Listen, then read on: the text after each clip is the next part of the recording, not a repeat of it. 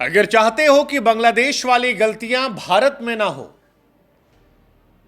तो फिर बंटना मत, क्योंकि बटोगे तो कटोगे। अगर एक रहोगे तो फिर सुरक्षित रहोगे।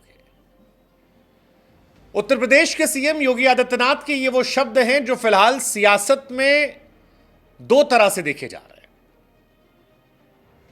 एक वर्ग कह रहा है कि योगी आदित्यनाथ ने बांग्लादेश के हालात को लेकर जो कुछ कहा उसमें कुछ गलत नहीं है, क्योंकि भारत में जातियों में बांटने की कोशिश की जा रही है और जातिगत बंटवारा आगे आने वाले समय में परेशानी की वजह बन सकता है।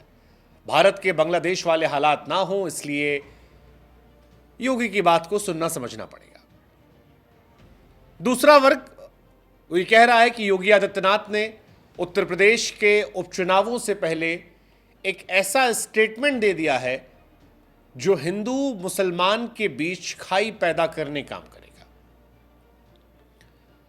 योगी आदित्यनाथ ने सारी जातियों को यानी हिंदुओं को एकजुट करने की बात कहते हुए दूसरे वर्ग पर आरोप लगा दिया कि अगर बटोगे तो कटोगे। बांग्लादेश वाली गलती ना हो तो एक रहो, सुरक्षित रहो। दूसरा वर्ग पूछता है कि फिर सबका साथ सबका विश्वास कहां चला गया। हालांकि योगी आदित्यनाथ कृष्ण जन्माष्टमी पर बोल रहे थे और जमकर बोले, कहा कि राष्ट्र से बढ़कर कुछ नहीं है, राष्ट्र तभी सशक्त होगा जब हम एक हो जाएंगे। फिर उन्होंने कहा कि जरा देखिए बांग्लादेश की तरफ, अगर आप चाहते हैं कि वो गलतियां यहां पर ना हो तो फिर आपको बंटना नहीं है, क्योंकि जैसे आप बटोगे आप कट जाओगे। अगर आप एक रहोगे तो नेक रहोगे, सुरक्षित रहोगे, समृद्धि की पराकाष्ठा तक पहुंच जाओगे।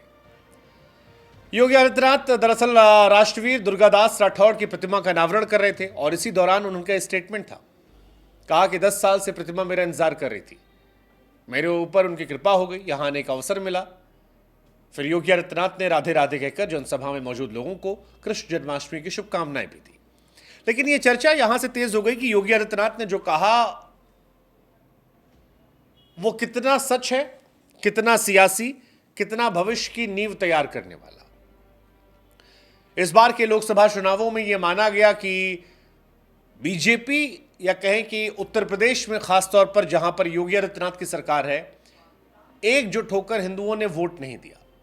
असर यह था कि बीजेपी न सिर्फ यूपी में नंबर 2 की पार्टी बनी, बल्कि सेंट्रल में पूर्ण बहुमत की सरकार से ठीक ठाक पीछे हो गई।